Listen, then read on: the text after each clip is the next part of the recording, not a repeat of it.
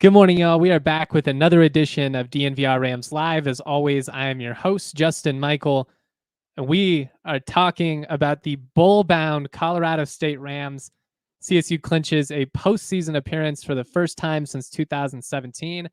The Rams take down Nevada 38-21 out in Reno, now winners of 4 straight, currently undefeated in the league slate. And they are legitimately in the Mountain West title race for the first time in almost a decade. Big moment for the program. First things first, just going to kind of dive into what this means in the grand scheme of things. Obviously, we'll get into the action itself. I'll give some takeaways. I'll throw out the key stats. We'll talk about some individuals that really shined in the win. But historically, bowl bids have been few and far between for this program. You had the nice little stretch there between McElwain and Bobo where you made 5 straight. I believe they made 5 straight at one point under Sonny. Should have been more like 7 or 8. There were a couple years in the late 90s there where they won 7 or even 8 games and didn't get a bowl bid. I understand that because of the college football playoff, because there's a lot more bowls than there used to be, these don't mean what they used to. I completely get that. But they're also still the best marker for what indicates consistency within a program. And I think that people really undervalue that extra month of practice you get just in terms of what that means for being able to not only have success, but also sustain it moving forward.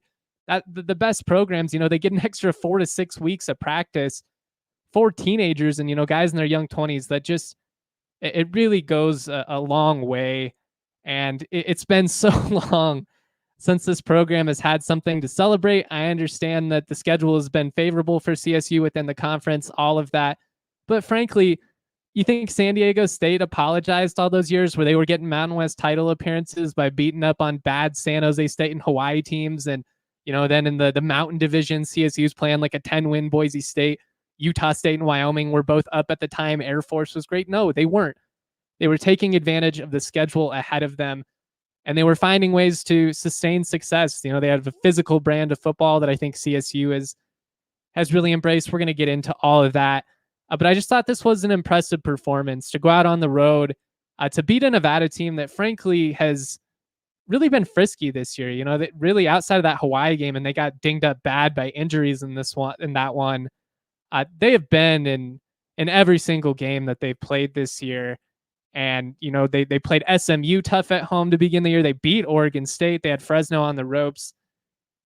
To go into that building, even though it wasn't the most hostile atmosphere in a lot of ways, the lack of turn from Nevada fans, the lack of support kind of indirectly, proves a lot of what Jay Norvell cited when he left Nevada for CSU in the first place. Just the fact that, that's not a community that supports football in a major way. I mean, you could see it. You see a couple of tweets from Nevada fans about, how they hate Norvell and all this, but hey, he's now 3-0 against his old school. He's 5-1 in CSU Nevada matchups overall.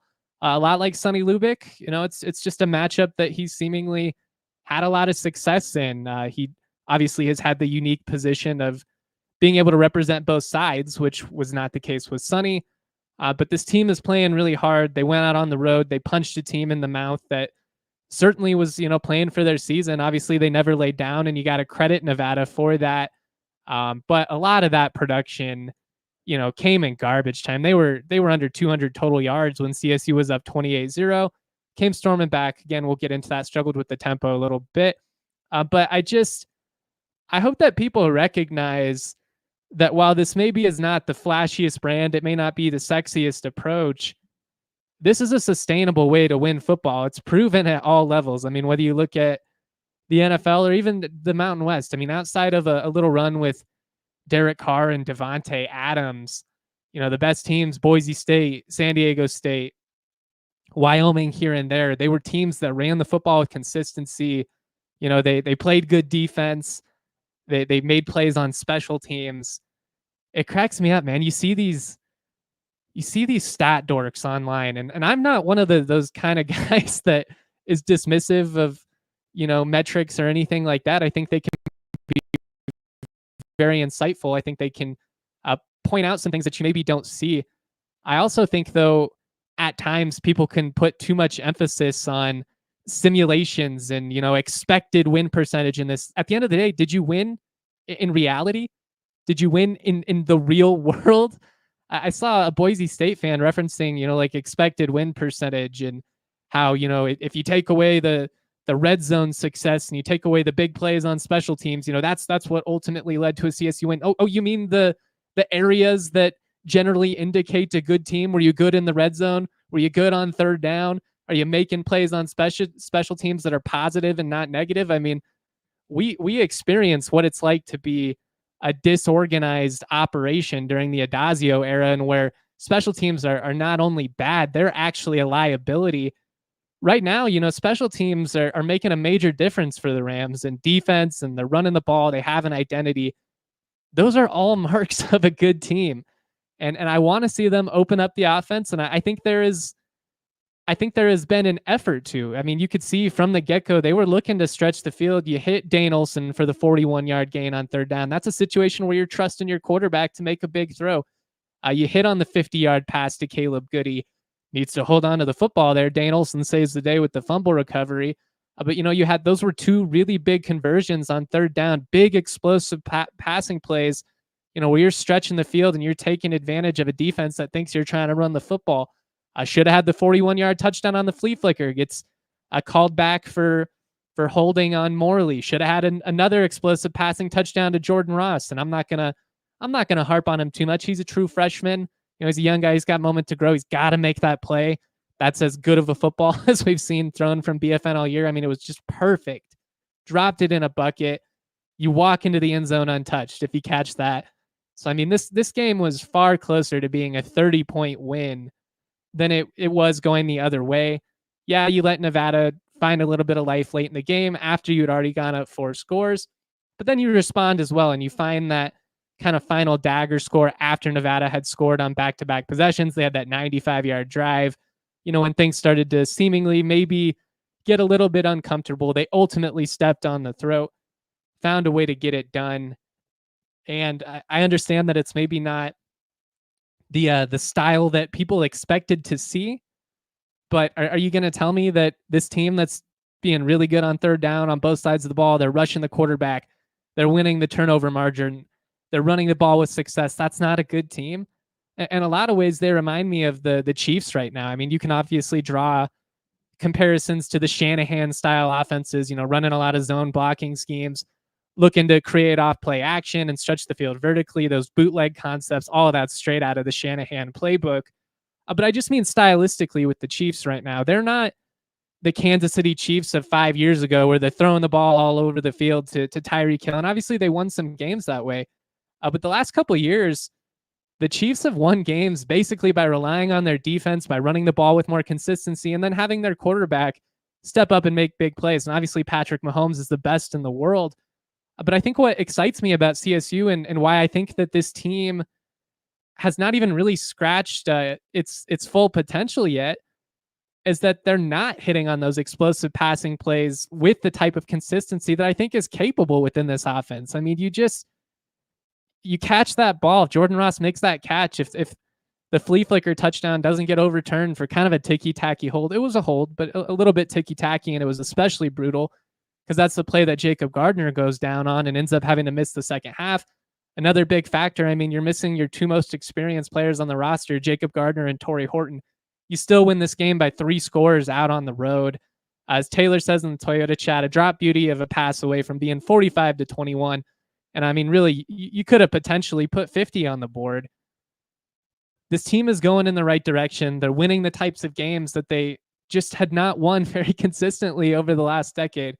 It may not be the prettiest approach. It's sustainable, though. And you got to enjoy these moments, man. It's all about the climb, and it has been a rough I mean, it's been a rough couple of decades, if we're being honest. There have been small stretches here and there, but it's been tough to be a CSU fan. And if you cannot appreciate this position we're in, being in November, still playing relevant football, undefeated in the league with a legitimate opportunity to push for a Mountain West title game appearance, I mean, what can you enjoy, guys? This team is grinding out. They're winning games, and they're doing the little things right that, frankly, killed CSU so many years where they did have all the flash. They had the receivers making big plays. They're throwing for 400 yards a game, but you want to know what they were doing? They were bad on special teams. They couldn't get off the field on third down. They gave up far too many explosive plays, all things that killed those teams. And right now, what the Rams are doing, they're showing the mark of a good team. They're showing the mark of a veteran team. And I'm just really proud of the fight that this group has displayed here over this season, because it really could have gotten away from you after that CU game. I mean, with how disappointing that one was, obviously just got your ass kicked by your biggest, one of your biggest rivals in your home stadium. And instead, they've come out, they're 5-1 over their last 6, should be 6-0. I mean, that Oregon State game is going to sting, because really the Rams beat themselves in that one, but you could be 6-0, but you're sitting here, you're undefeated in the league. You have an opportunity to push for, a 7+ win season. I think that should be the expectation at minimum right now going into these last 3 games. You're going to be favored in both games against Wyoming and Utah State, maybe even by like a touchdown or more. Going to be dogs against Fresno State, but that's a winnable game. I mean, they just lost to Hawaii. This team is in a really good spot going into this final month of the year. Obviously, got to still capitalize on it. Like, if you lose these last 2 home games, it's going to take a lot of the wind out of your sails at the moment. But I mean, an 8 and a 9 win season, it's very realistic at this point. And with the way that CSU is playing, I don't think it would be that crazy, which is just not something that we've been able to say very often over the last decade. So this one's for you, Ram Nation. This is awesome. I'm looking forward to breaking it all down. We're going to take a little break real quick because, guys, when your future is this bright, when you're looking at an opportunity to go to the postseason, you might need to put on your rose-colored shades and rock some Shady Rays. Shady Rays is the best around. They've got premium quality shades at an affordable price. I have 3 pairs at this point. I wear them everywhere. I wear them when I'm out on the town because they're nice and stylish, but they're durable and dependable. You can wear them in the pool, wipe the lenses off. If they get some water spots, they're fine. They're durable. You don't have to worry about them getting scratched up. If you happen to break your Shady Rays, if your dog chews them up, maybe you leave them on vacation somewhere, that's fine, because they've got your back. Every single pair is backed by lost and broken replacements. So you never have to fret. You never have to worry when you're wearing your Shady Rays. They always have your back. Exclusively for our listeners, Shady Rays is giving out the best deal of the season. Head to shadyrays.com. Use that code DNVR for 35% off polarized sunglasses. Try for yourself the shades rated 5 stars by over 300,000 people. All right. I also want to talk to you guys about Toyota. For generations, trucks have been a part of Toyota's DNA. Here's the thing, though. Toyota's got something for everybody, guys. Toyota, they've got SUVs. I am a big truck guy. The Tacomas especially are awesome. And they're really cool because you can go off-roading.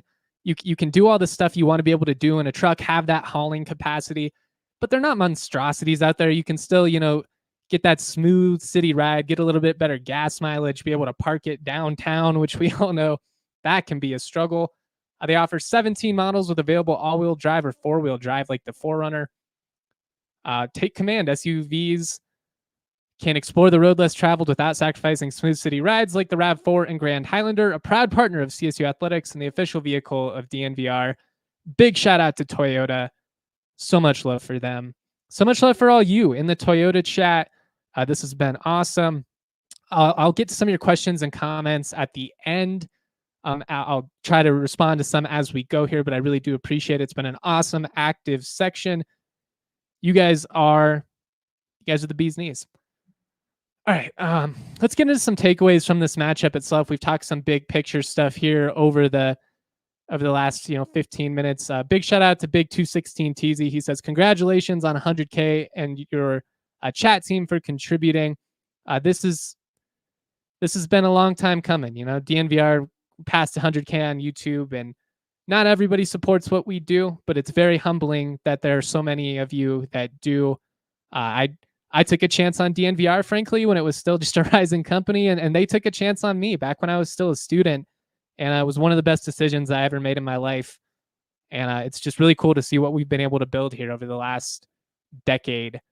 I thought the offensive mindset against Nevada was great. Again, you want to lean on that ground game. Nevada had really gotten torched on the ground in the couple of games leading into this one. They did a better job against CSU, and I'm sure that was a big part of their game plan. I like that from the very get-go, though. CSU was aggressive. They looked to stretch the field. You had that big pass play to Dane Olson. It's 3rd and 9. That's an opportunity where you might get conservative early in the game. You might, not trust your quarterback because you're trying not to make a catastrophic mistake that puts you in a bad spot early. Instead, you trust your guy to go out there and make a big play. He throws deep. Dane Olson makes an incredible catch. He had an awesome game. He had multiple tackles on special teams. He had a big catch on 3rd down. I had the fumble recovery. Glue guys like him and Peter Montini really have shown up big in these win streaks. Montini has multiple onside recoveries at this point. I mean, you need guys like that. Even Brian Hansen, man, the kickoff specialist, your backup kicker, who has had to step in for Patty Turner and punt these last couple of weeks. He was awesome in this game. He's had a couple of booming punts. He's placing it inside the 20. BFN placed another punt inside the 20. He's got 5 of those on the year. Again, they're doing the little things. They're finding ways to, increase their margins. And that's just really, really encouraging. And again, I thought the offensive mentality was great in this one. I do think that they understand that they're going to have to score more points. I mean, you put 30 plus on the board in this one, 38, that's solid. Got the special teams points as well, and we'll get into that. You got 15 points created via just special teams between 3 field goals, including a 60-yarder that Noyes made easy. That would have been good from 65. You recover a touchdown on your own kickoff, basically just out of pure hustle. You kicked kind of a knuckler. Nevada hesitated. Caleb Goody, credit to him for getting down there, blowing up the returner, and Jace Bella lands on it in the end zone. I mean, those are massive plays.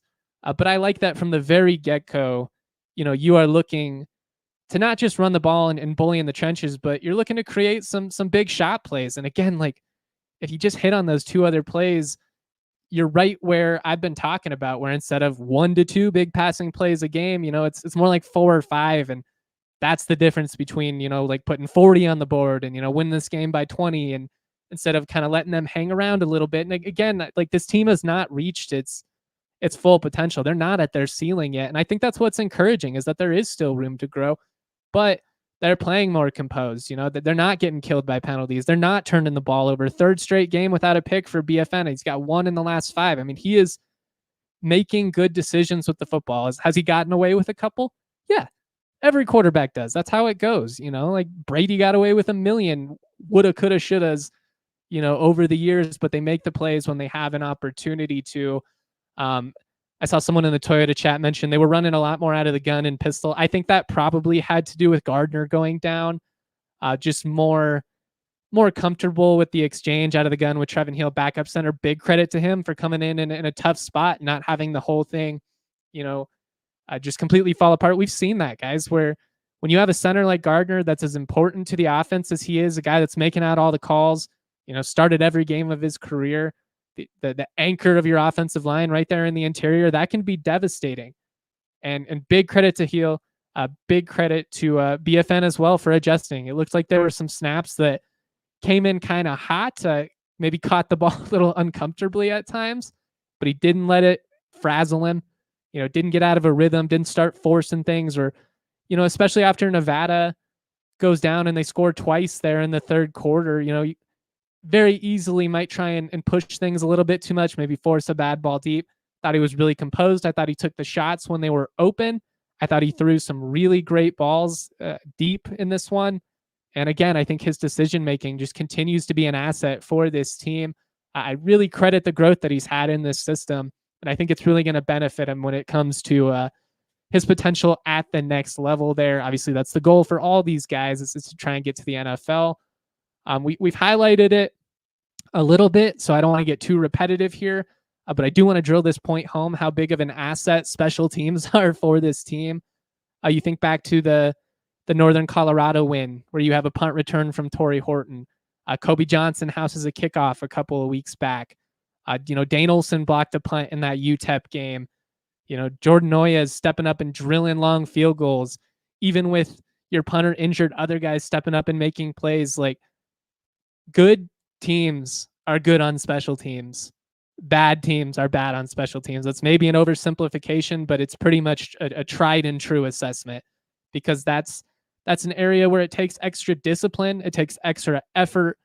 And right now the Rams are finding ways to put themselves in position to win, and those special teams plays are proving to be momentous. And it's just great to see, because, man, I think back to like the horror show in Boise a couple years ago where, God, what was his name? Avery Williams, I think, like single-handedly beat CSU. I think back to the Utah State debacle in Logan and how frustrating that was. I mean, it's really nice to have special teams and defense feel like they're a real strength for this team. And as Jacob Kennedy in the Toyota chat says, defense wins games, special teams win championships. And it's often very overlooked. And it really is one of the biggest strengths for this team.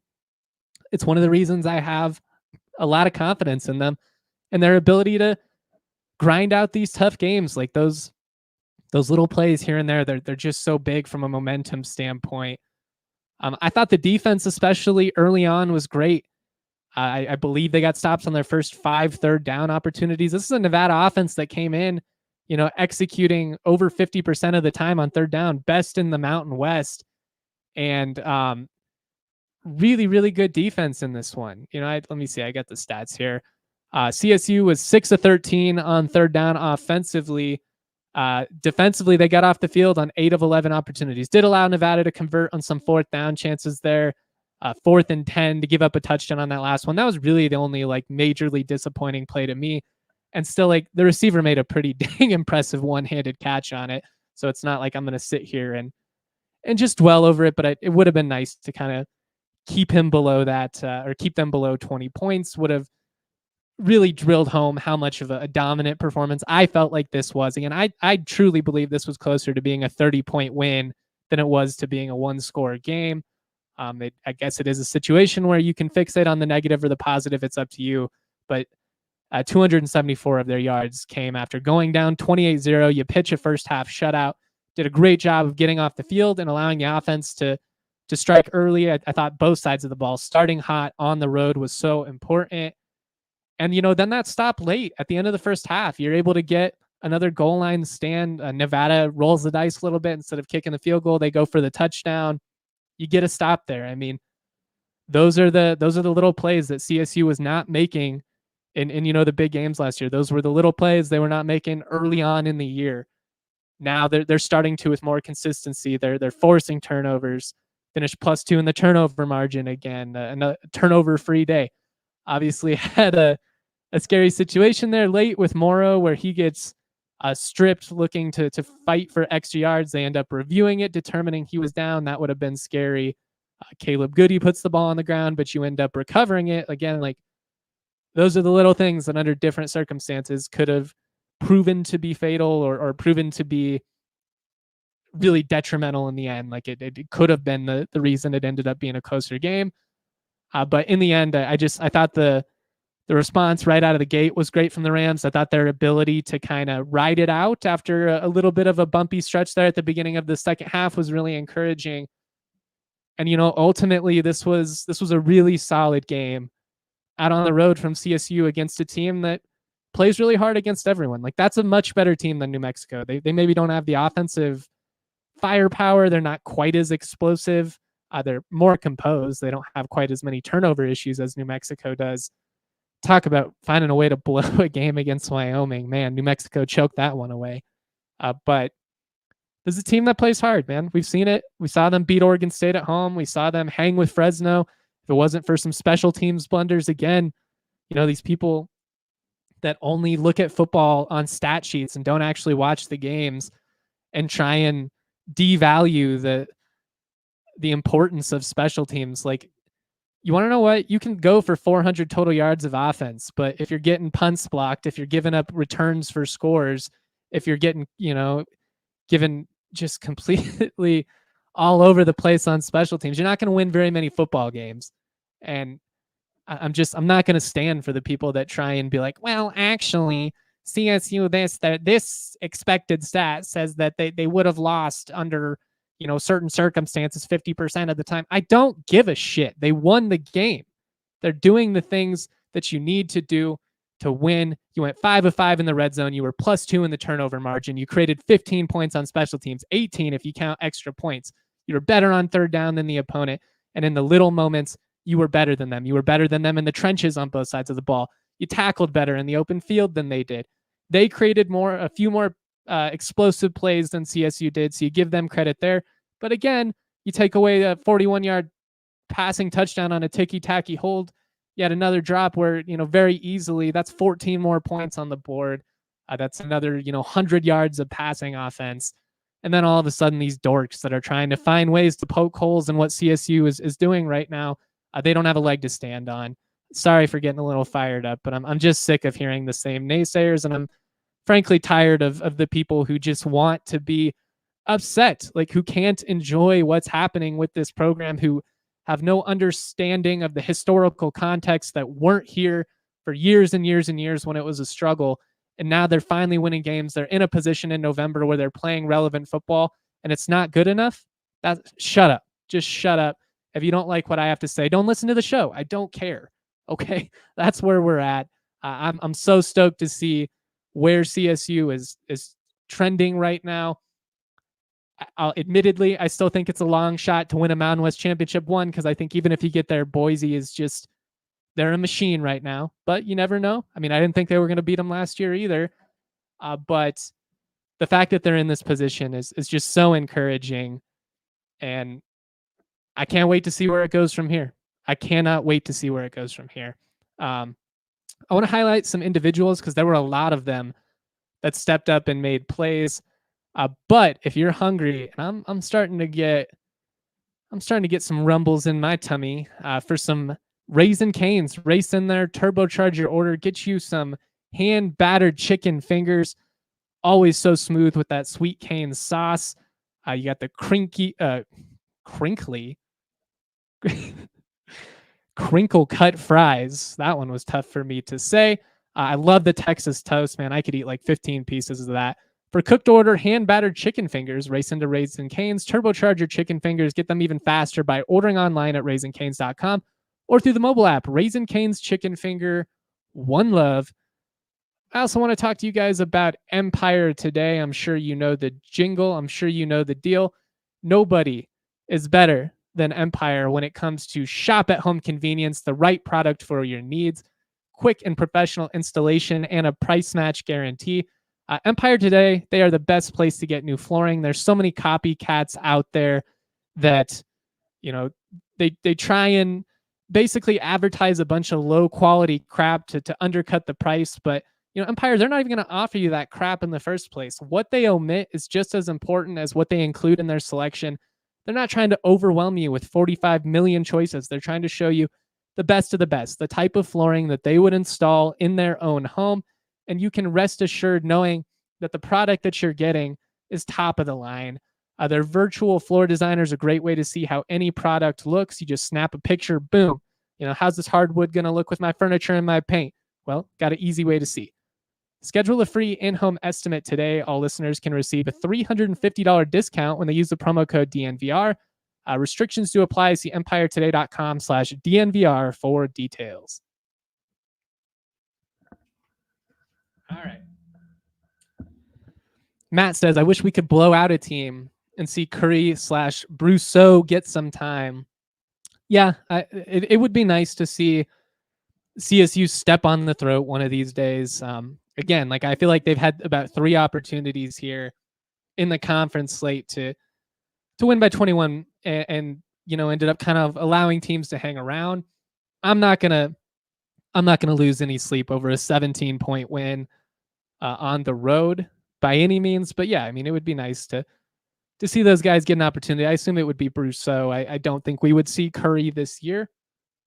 You never know, though. Maybe they get the opportunity on senior day.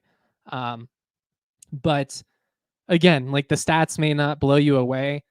But Braden is playing the position the right way right now, guys. He is making good decisions with the football. He's making tough throws. He's stretching the field vertically when appropriately. He's keeping the drives alive and making plays on third down. He's used his legs more of late, which again, I think is just something that the more you can incorporate that into the mix, the more of a challenge stopping this CSU offense is going to be. I don't think they've even come close to what their ceiling could be as an offense. I think they're a group that could score 35 points a game because you have that kind of speed out wide. You've got a physical, experienced offensive line that loves nothing more than to punch you in the mouth and create traction in the run game. You've got multiple backs that can make plays. Morrow's been one of the best backs in the league. Justin Marshall looks healthy again, and he's got that burst back. We saw Keegan Hollis early on in the year. Jalen Dupree's got some serious juice back there. They have got a lot of guys. And I think if you can just hit on a couple of more of these explosive passing plays per game, all of a sudden, the context of or the conversation with this team completely changes, and their ceiling is just that much higher because with what the defense is doing, with what you're playing, or with how well you're playing on special teams, the way you're running the ball, you've got that all in place. That's just kind of the next mark there because they're doing a good job of limiting turnovers on offense and forcing them on defense. They're doing a good job of protecting the quarterback. Another sack-free game. Credit to the offensive line there. Also credit to BFN for getting rid of the football. He had a play on, I believe it was either second and long or third and short. He had a bootleg where, there's two free edge rushers right in his face. He makes a really tough throw on the move. You keep the sticks moving. They're playing really, really hard right now, and they're doing the little things well. There's a couple of things that they could do just a little bit better, and if they do that, again, like this team's really cooking with some gas at that point. But I think John makes a really astute point here. Team is playing hard. They're believing in their coaches. And this is a massive culture change for the Rams. That is probably the most impressive that Jay has been able to change, guys. It didn't happen overnight. I think a lot of people thought last season was going to be better than it was, and there was potential for it to be. But it's been a process trying to eradicate some of these losing tendencies, these losing habits that have hung around CSU that have been prevalent for multiple coaching staffs. I mean, you can look back at Fairchild. You can look back at the Bobo era. Don't even get me started on the Adazio era. This was a team that was used to losing football. And when you are a losing team like that, it is weird the way that you not only start to find ways to make it a self-fulfilling prophecy, but it becomes inevitable. And I think it's the same way with good teams. I've talked about that with Boise State, last year, where the entire year I'm pounding the table saying they're not that good. The gap between them and everybody else is not what it used to be. They look pretty dang good this year. Don't get me wrong. But last year, despite the fact that I didn't even think they were the best team in the league, halfway through the year, they fired Avalos even after CSU beat them. I'm sitting there saying they're going to win the league because there's an inevitability to Boise State. Last year, Chiefs, not the flashy offense that we had come to know under Patrick Mahomes, struggled against AFC teams. They lost to the Broncos and Russell Wilson. At the end of the year, you look up and who's holding the Lombardi Trophy? Who's Super Bowl champions? The Chiefs. Winning teams find ways to win games. Losing teams find ways to lose. And the Rams are finding ways to win right now. They've got so many different individuals stepping up and making plays. And that's a good place to take this now. The moment of the game to me, it's that Jay Spella recovery in the end zone. One of the craziest special teams plays I've ever seen. I can't believe that wasn't the special teams play of the night on a night that they made a 60-yard field goal with ease. Jordan Noyes, by the way, very clearly the best CSU kicker this century. Best CSU kicker that I can remember. I mean, there have been some guys. Jared Roberts had some moments.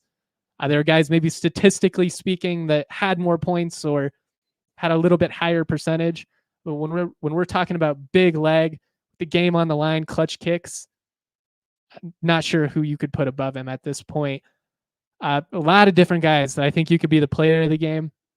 Now that we're winning, I'm going to start giving an offensive and defensive player of the game because I want to highlight more people. Offensively, we're going to give it to Avery Morrow, although I really do think Braden played well enough that you could give it to him. But 2 touchdowns in his return to Reno. Really ran hard anytime that it felt like CSU had a negative play on first down or big incompletion at second and long. Like they always just kind of went back to him. He was able to constantly pick up, 5-6 yards here and there. He's averaging 6 yards a game in CSU Nevada games in his career. Really big performance from him. Defensively, I'm going to give it to Aiden Hector. The 2 trips to Reno have been 2 of the better games of his career. Didn't have Jack Howell in this one. He got hurt last week with a concussion. Hopefully you're able to get him back against Wyoming, him and Patty Turner both. Jacob Gardner as well. Taylor wants to know any news on Gardner. No update now. There's not going to be a press conference on Monday with it being a bye week, so we won't hear from Jay Norvell until Wednesday. So it'll be a little bit until we get that information. Fortunately, the bye week coming up at a really opportune time for CSU. This is a team that could use a week off. I think they've been physical, and you can see it. Like Cam Baratow has been on the ground a couple times these last couple weeks. These guys are just playing really hard, and it's been very admirable. Some more helmet stickers, some individuals worth highlighting. Braden Fowler-Nicolosi, continue to be impressed with his decision making. I continue to be impressed with his growth in this offense. I think a lot of people want it to be Madden. They want, 45 attempts. They want 500 passing yards every game. And if it's not that to them, that's not quality football. That's not how football is won in the real world. Not very consistently, at least. Avery Morrow, obviously player of the game. Got to give him some helmet stickers. Justin Marshall, another touchdown. Great to see him back and running hard. Good to see that burst. Need a nickname for Avery Morrow and Justin Marshall. I was thinking like Smash and Bash or something along those lines, but that's not quite it. We're not there. We're going to have to workshop it. Open to suggestions, though. Throw them our way. I need a nickname, though, for the dynamic duo, because they really are both important. And I don't want it to be like Batman and Robin or something like that, because that's the wrong implication. Helmet sticker for Dane Olson, man. He has been quietly one of the most important players on the team this year. He's got a blocked punt. He's making big catches. Back-to-back weeks, he gets a big catch on 3rd down. They're targeting him down the field now. Shake and Quake. That's a solid nickname suggestion from Taylor in the Toyota chat. Sorry, got distracted for Marshall and Morrow. That might be it.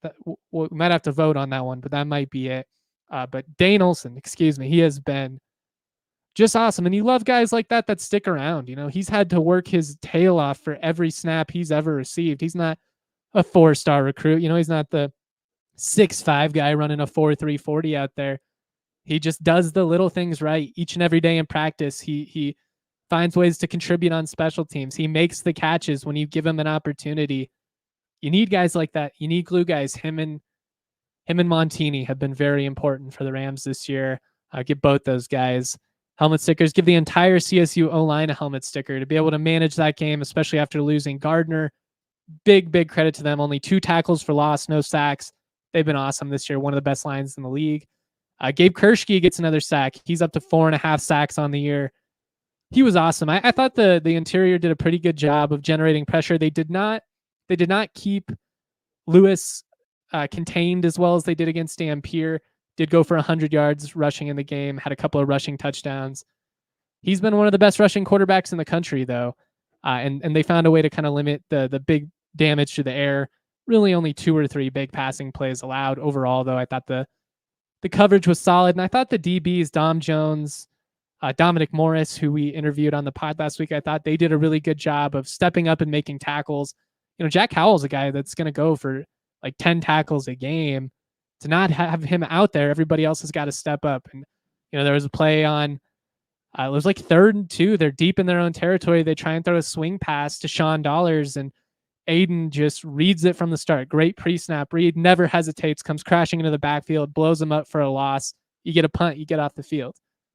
Dom Jones had 2 tackles where I felt like if he does not make them, if he doesn't find a way to wrap the ankle there, it's probably a touchdown. I mean, those guys have been really solid. Hector was great as a safety. Yeah, they've got a lot of depth at safety. Between Blackburn and Howell and Gardner, like they've got so many guys. It's about finding ways to keep them all on the field, to be honest. But it's been great to see those guys, and it's been awesome to see some of the other guys step up when an important player like Howell is not in the mix. The whole D-line in particular, I want to shout out Cam Baratow. He had 2 pressures early on in the first quarter. Both resulted in throwaways. He's a guy that's just never going to get the credit for those that only observe the stat sheets. But if you actually watch the game, what he is doing in the interior, both as a pass rusher and just blowing up the run game, is really, really important. And while Adazio was not the best recruiter in the world, I mean, bringing him over was huge. Adazio signed Blackburn and Howell, like a couple of those guys who chose to stick around have really been instrumental in this turnaround. And they're some of the guys that I'm most happy for when it comes to finally reaching the postseason. The Cam Baratas of the world, the Henry Blackburns and the Jack Howells. I'm stoked for them. For Chase Wilson as well. He continues to make plays at double-digit tackles in this one. Him and Boom Jock have been a dynamic duo. Probably the best 1-2 punch CSU has had at linebacker in a long time. And now you've got some young guys like Drew Rodriguez, and Owen Long's a true freshman that's been on the field. We saw Jet Vincent get on the field. A lot of these young guys are starting to step up and make plays, and it just feels like there's more balance and depth there on the defensive side than what we've seen for the most part over the last decade. And that's really encouraging. Obviously, you got to hang on to these guys, but the fact that you've got this many first and second year players contributing in a major way at this point, that's what this has to be. We're not going to be Ole Miss. We're not going to be CU. We don't have that type of money to live in the portal. Obviously, going to make key additions here and there on both sides of the ball. But ultimately, you kind of got to be homegrown if you're CSU. You got to be able to recruit the high school level. You've got to be able to develop talent. And that's what this staff is doing at the moment. Finally, got to give some love to the specialists. Again, Brian Hansen, I feel like has done a remarkable job filling in for Patty Turner. And, he was the one that kicked that onside against Boise, quietly starting to stack some moments. Maybe not a guy that's going to be super well known by the fans or anything like that, but he has been huge. Helmet sticker for Patty Turner, couldn't punt, but you know what he did? He went out there and he was a holder, was able to execute. They're able to come away with 3 really important field goals. I mean, that relationship between the holder and a field goal kicker, especially on a long attempt like a 60-yarder, that's a really important factor. And finally, Jordan Noyes, again, 3 for 3 on the day, also made all his extra points, tied the second longest field goal in program history. The record, if you're curious, 63 yards. And it was in the early 70s too, but I think they used to kick off tees back then, so a little bit skewed. But again, I really think he's the best kicker for CSU, at least this century. And I mean, at this point, it's probably playing his way into the conversation for best kicker ever. I mean, that might be a little bit of hyperbole, but not much. I'm going to answer some questions and comments before we get out of here. Take a little breather real quick and give some final thoughts, then we'll go.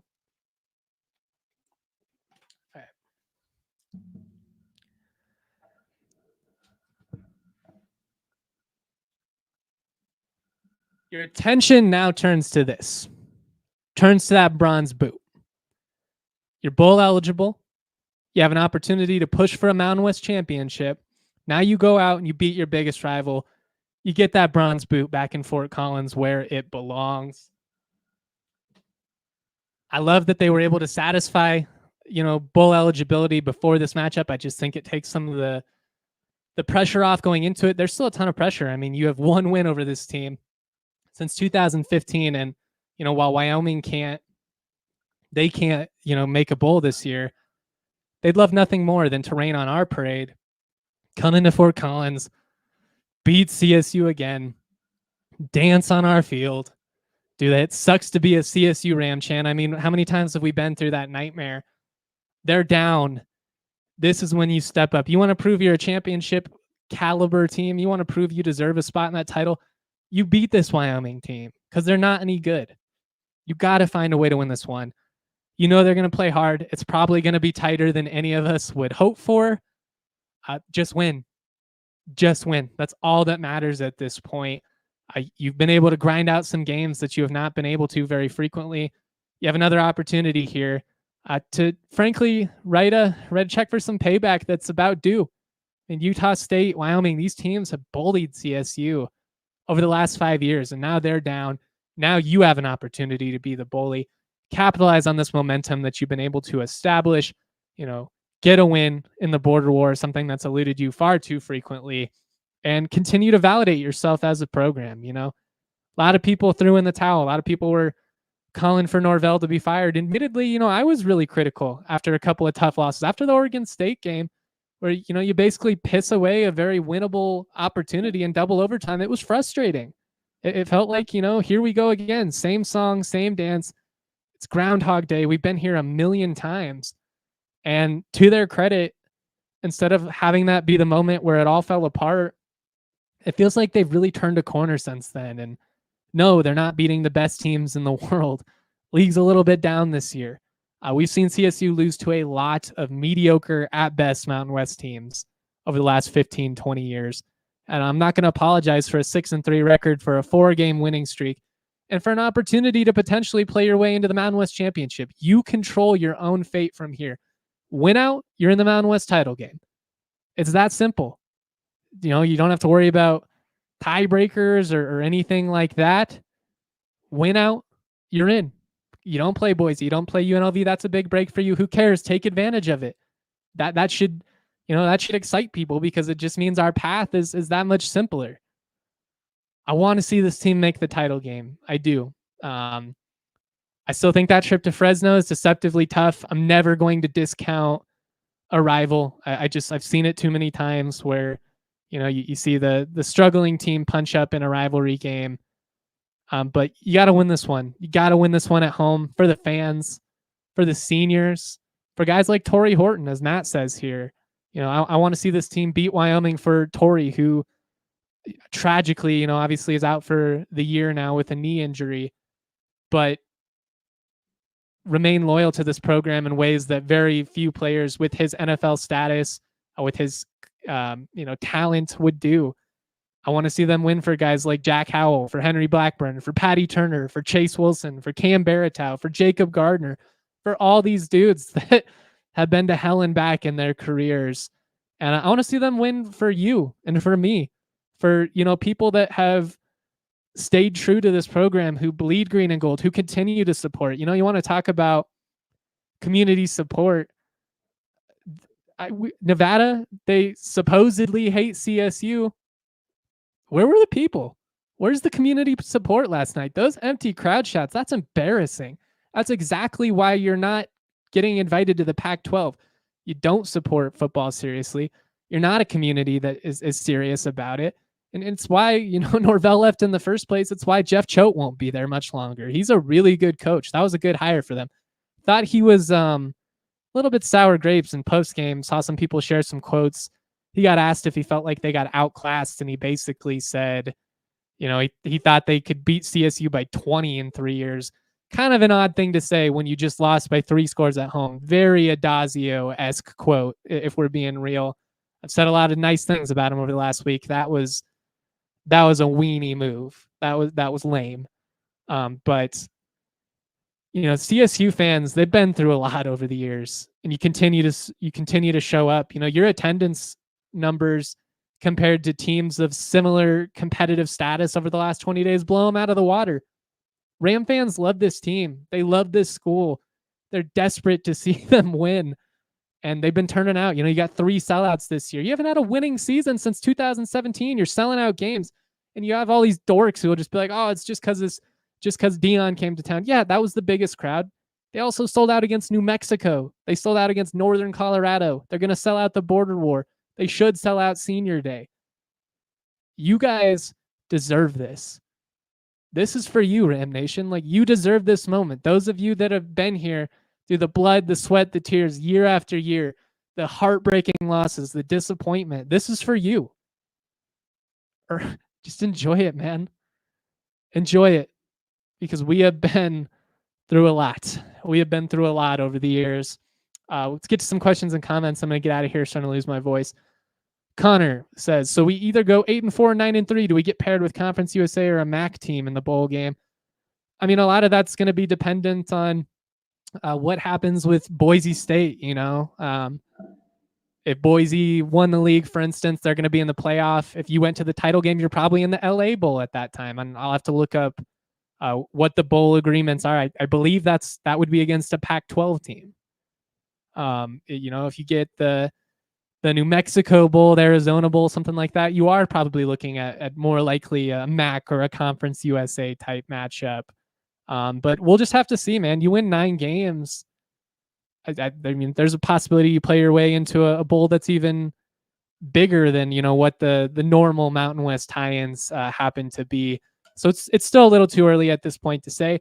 What's fun is we can actually start looking at those. I've been, honestly, after last year, I was a little gun shy. I was a little triggered. I did not want to even look at the bowl projections. I didn't want to talk about him on the shows because I was afraid I was going to jinx it. And I'm not even that kind of guy. Now we know. Now we're in. And if you keep winning, got an opportunity here to play for the Mountain West title game. Big 216 Teasy, shout out to you, my friend. What positions do you think should be a priority for recruiting? Great question. You're going to lose some vets in the interior, although I do think some young guys like Lorich are highly intriguing on the inside, but I do think that's an area where you could stand to add some depth. I really like some of the linebackers that are up and coming, but I'm always in favor of adding depth there. They're going to need more depth at corner. Really intrigued by Dylan Phelps, who's getting more and more playing time, but I mean, Dom Jones will be gone, Asisima will be gone, Larry will be gone, Howell, Blackburn. You're going to lose Hector, a lot of experience in that secondary. So they're going to be pretty young there next year. I'm sure that'll be one of the biggest areas they target in the portal. You always look for another receiver, maybe a running back, something like that. I mean, if you're able to hold on to Marshall and Hollis, though, you feel pretty good about what you've got in that backfield there. I mean, I'm a big proponent of just sign one quarterback every year, add depth to the offensive line. But if I had to narrow it down, I know I basically said every position now.